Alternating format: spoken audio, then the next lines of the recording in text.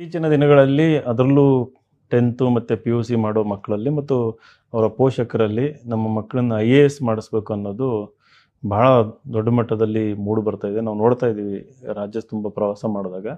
But ಹಲವಾರು ಜನ 10th ಆದಮೇಲೆ ಮತ್ತು PUC ಆದಮೇಲೆ ತಪ್ಪು ನಿರ್ಧಾರಗಳನ್ನು ತಗೊಂಡು ತಮ್ಮ ಭವಿಷ್ಯನ ಹಾಳು ಮಾಡ್ಕೊತಿದ್ದಾರೆ. ಹಾಗಾಗಿ ಈ ವಿಡಿಯೋದಲ್ಲಿ 10th ಆದಮೇಲೆ ನೀವೇನು ಮಾಡಬೇಕು, ಆಮೇಲೆ 11th 12th ಆದಮೇಲೆ 12th PUC ಆದಮೇಲೆ ನೀವು ಏನು ಮಾಡಿದರೆ IAS ಮಾಡೋದಕ್ಕೆ ಸಾಧ್ಯ ಆಗುತ್ತೆ ಅಂತ ಒಂದು 2-3 ನಿಮಿಷದಲ್ಲಿ ಮಾತಾಡ್ತೀನಿ.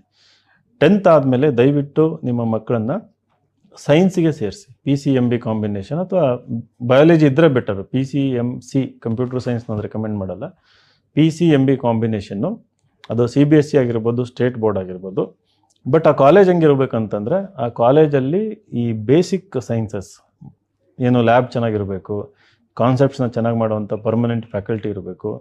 ಆಮೇಲೆ ಈ ಟೆಕ್ಸ್ಟ್ ಬುಕ್ಕಿಗೆ ಒತ್ತು ಕೊಡುವಂಥದ್ದು, ಮಕ್ಕಳನ್ನ ಕಾನ್ಸೆಪ್ಟ್ಸ್ನ ಅರ್ಥ ಮಾಡಿಸ್ಕೊಂಡು ಆ ಕಾನ್ಸೆಪ್ಟ್ನ ಹೆಂಗೆ ಅಪ್ಲೈ ಮಾಡಬೇಕು ಅಂತಂದು ಸ್ಪಷ್ಟವಾಗಿ ಹೇಳುವಂಥ ಟೀಚರ್ಸ್ ಇರುವಂಥ ಕಾಲೇಜ್ಗಳು. ರೆಪ್ಯುಟೇಷನ್ ಗೊತ್ತಾಗುತ್ತೆ ನಿಮಗೆ. ಒಳ್ಳೆ ಕಾಲೇಜಲ್ಲಿ ಈ ಥರ ಪರಿಣಿತರಿರ್ತಾರೆ, ಈ ಥರ ಏನು ಎಕ್ಸ್ಪರ್ಟ್ಸ್ ಇರ್ತಾರೆ ಅಂಥ ಸ್ಕೂಲ್ಗಳಿಗೆ ದಯವಿಟ್ಟು ಕಳಿಸಿ. ಇಲ್ಲಿ ಕಾನ್ಸೆಪ್ಟ್ಸ್ ಆರ್ ವೆರಿ ಇಂಪಾರ್ಟೆಂಟು. 2 ವರ್ಷ ಏನು ಅವರು PCMB ಕಾನ್ಸೆಪ್ಟ್ ಕಲಿತಾರೆ, ನಾಳೆ ಅದು UPSC ಮಾಡಬೇಕಾದ್ರೆ ಭಾಳ ಹೆಲ್ಪ್ ಆಗುತ್ತೆ. ಯಾಕಂದರೆ ಪ್ರಿಲಿಮ್ಸಲ್ಲಿ ಸೈನ್ಸ್ ಆ್ಯಂಡ್ ಟೆಕ್ನಾಲಜಿ ಕ್ವೆಶನ್ಸ್ ಇರುತ್ತೆ. CSAT ಪೇಪರಲ್ಲಿ ಮ್ಯಾಥ್ಸ್ ಕಾಂಪೋನೆಂಟ್ ಇರ್ತದೆ. ಅಂದರೆ ಪ್ರಿಲಿಮಿನರಿ ಎಕ್ಸಾಮಲ್ಲಿ ಪೇಪರ್ 1ನಲ್ಲೂ ಪೇಪರ್ 2ನಲ್ಲೂ. ಆಮೇಲೆ ಪೇಪರ್ 3ರಲ್ಲಿ ಜನರಲ್ ಸ್ಟಡೀಸ್ ಪೇಪರ್ 3 ಅಂತ ಬರುತ್ತೆ ಮೇನ್ಸಲ್ಲಿ. ಅಲ್ಲಿ ಸೈನ್ಸ್ ಆ್ಯಂಡ್ ಟೆಕ್ನಾಲಜಿ ಅಂತ ಸಪ್ರೇಟ್ ಆಗಿದೆ. ಅಲ್ಲಿ ಆರ್ಟಿಫಿಷಿಯಲ್ ಇಂಟೆಲಿಜೆನ್ಸ್ ಬಗ್ಗೆ ಇರ್ಬೋದು, ನ್ಯಾನೋ ಮೆಟೀರಿಯಲ್ಸ್ ಬಗ್ಗೆ ಇರ್ಬೋದು, ನ್ಯಾನೋ ಸೈನ್ಸ್ ಅಂತ ಹೇಳ್ತೀವಿ, ಕಂಪ್ಯೂಟರ್ಸ್ ಬಗ್ಗೆ ಇರ್ಬೋದು, ಸ್ಪೇಸ್ ಬಗ್ಗೆ ಇರ್ಬೋದು, ರೋಬೋಟಿಕ್ಸ್ ಬಗ್ಗೆ ಇರ್ಬೋದು, ಆಮೇಲೆ ಎನ್ವಿರಾನ್ಮೆಂಟಲ್ ಸೈನ್ಸ್ ಬಗ್ಗೆ ಬರ್ತದೆ, ಆಮೇಲೆ ಡಿಸಾಸ್ಟರ್ ಮ್ಯಾನೇಜ್ಮೆಂಟ್ ಅಂತ ಬರ್ತದೆ, ಜಿಯೋಗ್ರಫಿನಲ್ಲಿ ಸೈನ್ಸ್ ಅಂತ ಬರುತ್ತೆ. ಈ 11th 12th ಸೈನ್ಸ್ ಬೇಸ್ ಇಲ್ಲ ಅಂತಂದರೆ ಈ ಒಂದು UPSC ಮೇನ್ಸ್ ಮತ್ತು ಪ್ರಿಲಿಮ್ಸ್ ಎಕ್ಸಾಮಲ್ಲಿ ಅಲ್ಲಿರೋ ಕಾನ್ಸೆಪ್ಟನ್ನ ಅರ್ಥ ಮಾಡ್ಕೊಳ್ಳೋದಕ್ಕೆ ಕಷ್ಟ ಆಗುತ್ತೆ.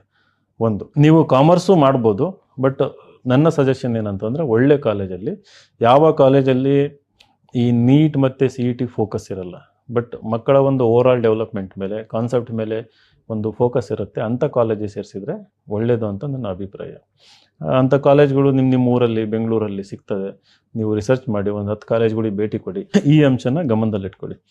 ಏನು ತಪ್ಪು ಮಾಡ್ತಾರೆ ಅಂತಂದರೆ, ಮಕ್ಕಳಿಗೆ ಇರ್ತದೆ ಇಂಜಿನಿಯರಿಂಗು ಮೆಡಿಕಲ್ ಮಾಡಬೇಕಂತ, ನೀವು ನೀಟು CET ಅಂತಂದು ಹಾಕ್ಬಿಡ್ತೀರಿ. ಬೆಳಗ್ಗಿಂದ ರಾತ್ರಿ ಅವರಿಗೆ ನ್ಯೂಸ್ ಪೇಪರ್ ಓದೋದಕ್ಕೆ ಟೈಮ್ ಇರಲ್ಲ, ಬೇರೆ ಏನು ಎಕ್ಸ್ಟ್ರಾ ಕರಿಕ್ಯುಲರ್ ಮಾಡೋದಕ್ಕೆ ಟೈಮ್ ಇರಲ್ಲ. ಸೊ ಒಂದು ಸಂಕುಚಿತ ಮನೋಭಾವ, ಮಕ್ಕಳು ಇಂಟ್ರೋವರ್ಟ್ ಆಗಿಬಿಡ್ತಾರೆ. ಅವರು ನಾಲೆಜ್ಗೆ ಏನು ಮಾಡಲ್ಲ, ಕ್ಯೂರಿಯಸ್ ಆಗಲ್ಲ.